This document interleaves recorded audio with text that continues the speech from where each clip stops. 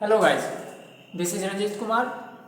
आज एक video fruit word पर बना रहे हैं क्योंकि ये जो वर्ड है ये बहुत कंफ्यूज कर जाते हैं कि कहाँ पर इसका प्रयोग जो है सिंगुलर अनकाउंटेबल के रूप में होता है, कहाँ पर करना चाहिए और कहाँ पर काउंटेबल नाउन के रूप में करना चाहिए, और इसका सिंगुलर काउंटेबल नाउन भी होता है और ये काउंटेबल प्लूरल नाउन भी बन जाता है।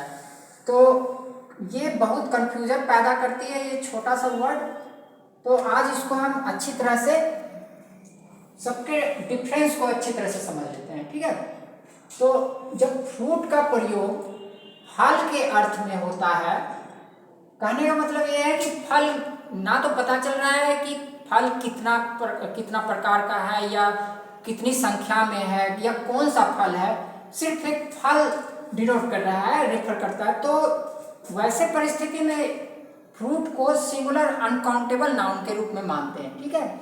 और इस जब ये अनकाउंटेबल नाउन का प्रयोग करते हैं तो ए आर्टिकल ए का प्रयोग नहीं होता है, और तो जब अनकाउंटेबल नाउन होता है सिंगुलर फॉर्म में तो प्लूरल फॉर्म भी नहीं बना सकते हैं। इसका एग्जाम्पल फिर देखते हैं, जैसे माई सन डज नॉट टेक फ्रूट। कहने का ये मतलब हो रहा है कि मेरा बेटा जो है वो फल खाता ही नहीं है, चाहे वो किसी भी प्रकार का फल हो, चाहे वो केला हो, आम हो, सेब हो, कोई फल वो पसंद नहीं करता है खाना। जैसे कोई आदमी चाय पीना पसंद नहीं करता है, उसी तरह से वो फ्रूट पसंद ही नहीं करता है। तो यहाँ पर फ्रूट से मतलब ये स्पष्ट हो रहा है कि ना तो कोई गिनती इस फ्रूट से हो रही है या फिर कोई प्रकार इससे नजर आता है, सिर्फ किसी भी प्रकार का फल वो पसंद नहीं करता है, ठीक है। दूसरा एग्जांपल है, I like eating fruit in the morning. अब सुबह पसंद कर रहे हैं फल खाना।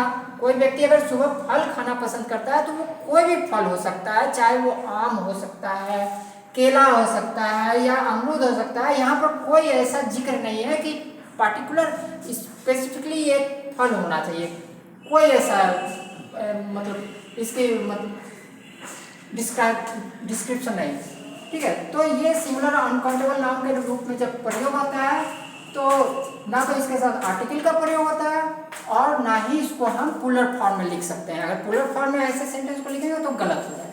अब इसका दूसरा मतलब को देखते हैं कि जब फ्रूट का प्रयोग काइंड ऑफ फ्रूट के अर्थ में होता है, ठीक है, मतलब फल का प्रकार के अर्थ में या फिर गिनती के अर्थ में भी इसको ला सकते हैं, एक फ्रूट, दो फ्रूट।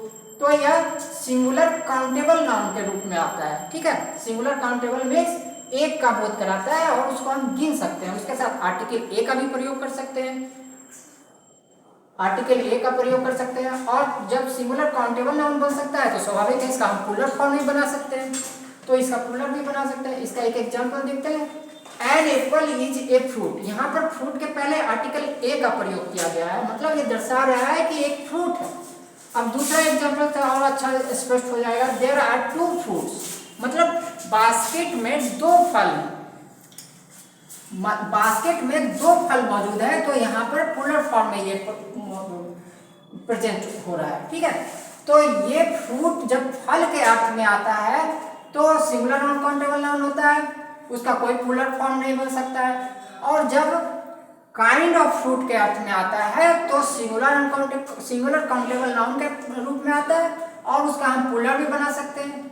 लेकिन इसके अलावा एक फ्रूट्स का अर्थ और भी एक अलग होता है, वो भी नाउन ही होता है, लेकिन ये फ्रूट्स का अर्थ लाभ या परिणाम, मतलब किसी चीज का फल के अर्थ में। जैसे कोई पढ़ाई में बहुत अच्छा मेहनत कर रहा है तो उसका फल क्या मिलेगा, उसका रिजल्ट अच्छा हो जाएगा।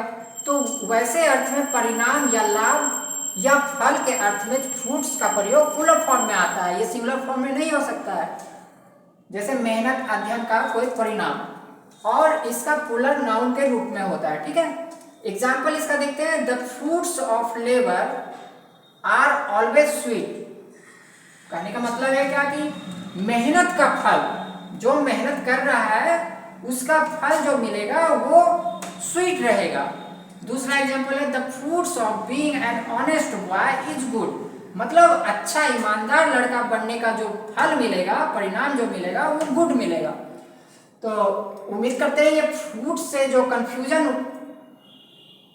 जो विद्यार्थियों को होता है वो अब तो ये वीडियो देखने के बाद तो अब दूर हो जाएगा। तो फिर मिलते हैं अगले वीडियो में, तब तक के लिए धन्यवाद।